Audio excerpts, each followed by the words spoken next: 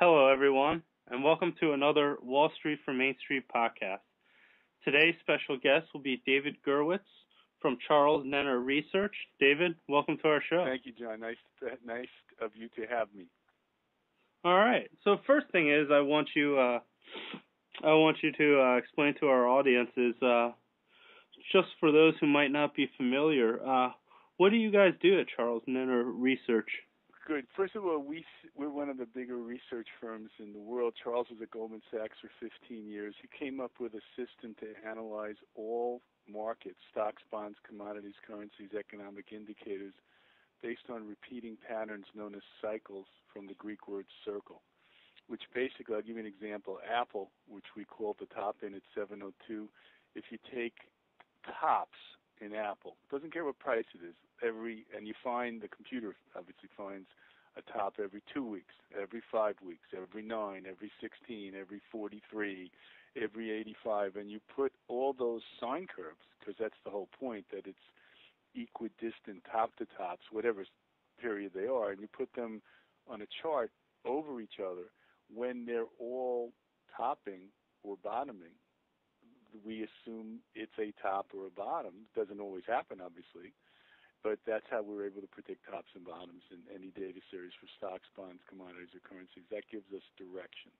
Then we have another algorithm that gives level, and another algorithm that looks at waves, and then we look at all the other stuff other technical people do. But that's kind of the genius that Charles came up with, and I met him years ago, and we built this very, I guess, this research firm has got clients all over the world. We don't manage money, and we don't broker, so we're really honest. We tell you stand aside a lot because it doesn't look good.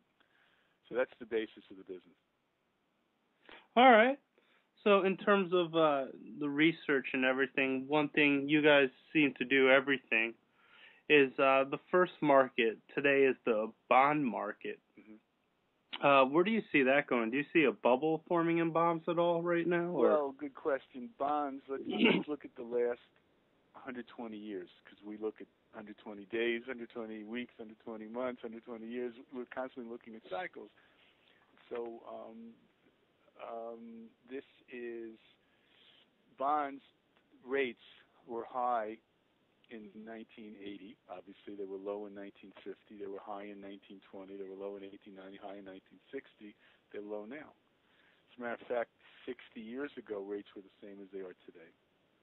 And 30 years ago, they were high. So obviously, bond prices have come up for 30 years because bond rates have come down.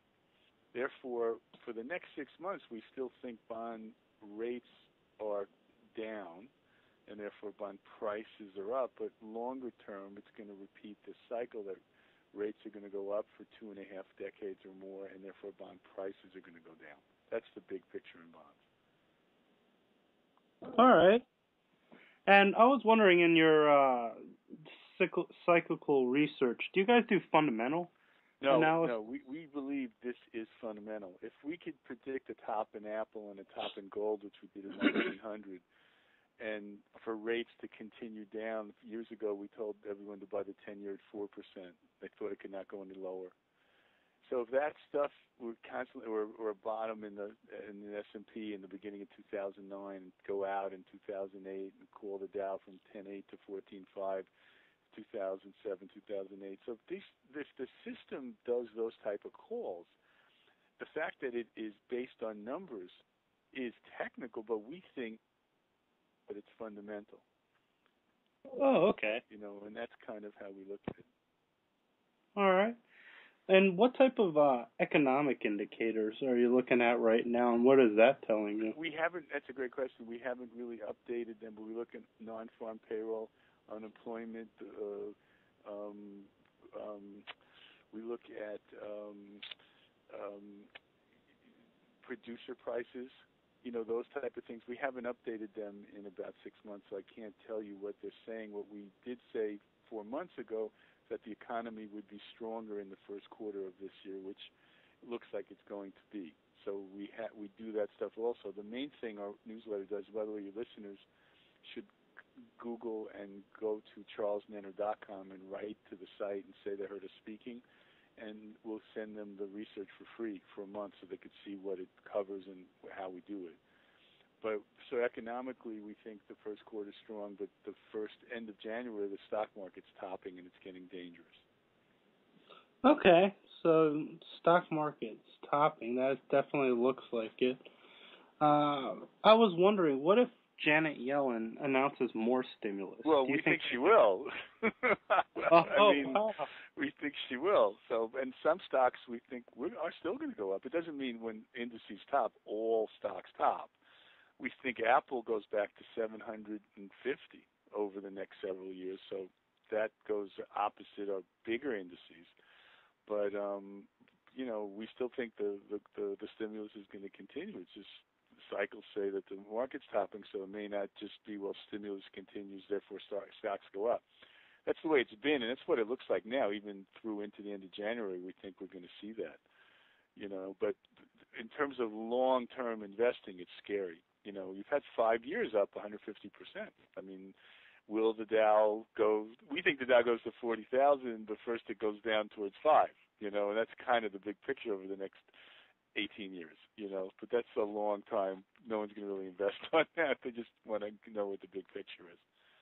Yeah.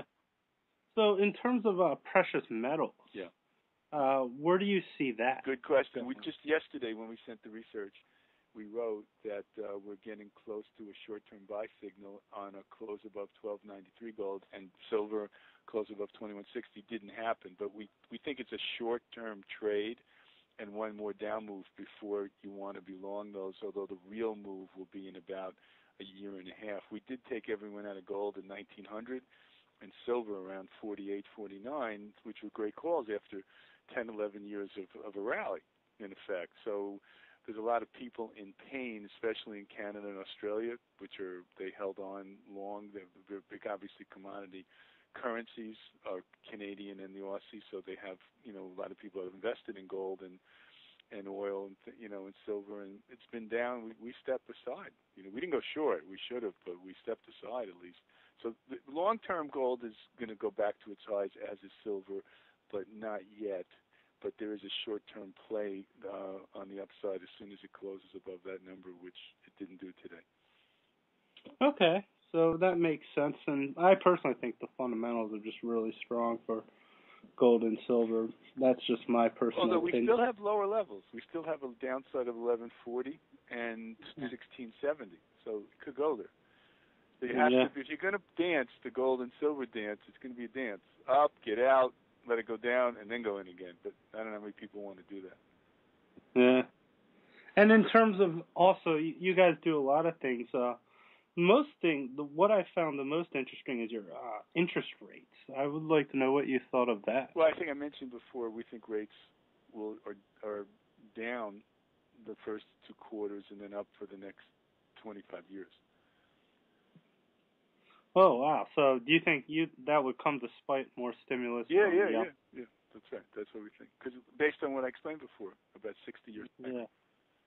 So, we had Mark Faber on a while back, and it sounds like you're verifying what he says, that the Fed's losing control. Yeah, but he's been buying gold all the way down, so we don't think like him. He's a smart guy. He's a smart guy, but, nobody's... Well, no one's too alike, so right. Exactly alike, so. But in terms of what do you see for oil and natural gas? Good. Oil, we called it 117 was the top, which we were right, and it's now on a short-term buy signal, and cycles are up into the new year, but the weeklies only bottom in February 2014, and there's a target possibly of 80 on the way down there. But if someone's going to buy crude short-term now, but longer-term wait till February. Okay, so you say long-term bull, short-term bear, I guess? No, short-term bull, being that there's a buy signal, but it's going to be knocked down, according to us, into February, and then it's best to buy it. Whereas nat gas, which is also on a buy signal, as long as it's above 408, we still think a year from now it'll be $2 or around there. No, and we called this once before when nat gas was $6 after it had been 12. We said it was going to $2, and nobody really thought it was true, and it went to, like, it did. The original price was $1.70, went to like $1.90. Mm-hmm. And when you saw it, this was all just numbers and algorithms. All numbers, right? But we think the numbers reflect human interpretation of events, and we think there's no free choice, and we think it's not random. Everyone thinks they have free choice. You know, you go and buy ice cream, you want vanilla or chocolate, but the reality is you like vanilla. You were given taste buds that prefer vanilla, so you may not have the free choice you think about what flavor to get. It's the same thing with investing. We think the patterns are there that people follow without knowing it, thinking they are freely choosing. In fact, it's predictable and there's almost nothing anybody can do about it. It's already set in motion. Let's take currencies as an example. Because, you know, we are big in currencies. Charles was at Goldman for 15 years. So a lot of the traders there, when they worked with them, when they went to firms, they wanted to become clients. And they trade currencies because it's the biggest market. And the currencies, the euro is very strong. We actually, before the first Greek crisis, when the euro was $1.51, we took everybody out. It went to 122, then 118. And it's been up since 118. With all the craziness in Europe a year and a half ago, if we remember, there's a short-term pop, but long-term looks positive, and we still think it'll go above 140, 141, as long as it doesn't close above 135. Therefore, the euro-yen, which is a different cost than the euro-dollar, if the yen is heading down, which we think it will, the euro, which we think is up, therefore the euro-yen cost will be heading up. And we cover all this in the newsletter. All right, and I actually personally think from just a economic perspective and everything, Japan's finished, and I think the yen's finished. Would you agree? Yeah. But I don't know if Japan's finished. It's just because if they lower the yen, they'll get some export growth. But the Nikkei, you know, the Nikkei doesn't look strong. As a matter of fact, let me take a look. We covered the Nikkei, and I don't have it in the top of my head. We cover so many things. That's why your readers should write in and get a sample. The Nikkei we just covered November 25th. What did we say? Based on the weekly Nikkei cycles at bottom this month, we expect a test of the high. So, but a close below 14,850 will be a sell signal. So the Nikkei looks a little stronger, which makes sense if their currency's down. That seems to be the pattern of a lot of countries. They wish they can devalue the currency to increase their exports, but with the euro, couldn't do. The euro is actually going to get hurt. The European markets longer term will be hurt by a stronger currency, but in the meantime, the currency's strong, and we think Europe won't be as bad as other people think. So these correlations, we stay with what the numbers say for each category. We don't say because that one says this, the other one's going to say that. We stay with the numbers. We're not that smart. No, all right. And one other question is, right now the Chinese yuan looks like it has potential to rise significantly against the dollar. Right now it's being pegged. Right.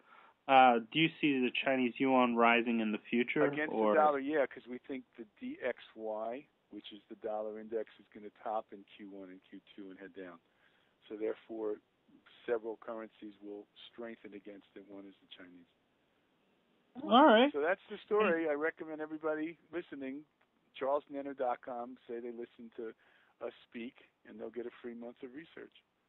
And then we can talk about the different subscription options when someone speaks with them. All right, great. So, and that's where it goes. 3 months of research for all you listening to this interview. And check it out. I'm going to go check it out myself. And charlesnenner.com. Great. Thanks for coming on, and we'd like to have you back on and get some updates in the future. Sounds great. Have a wonderful evening. All right.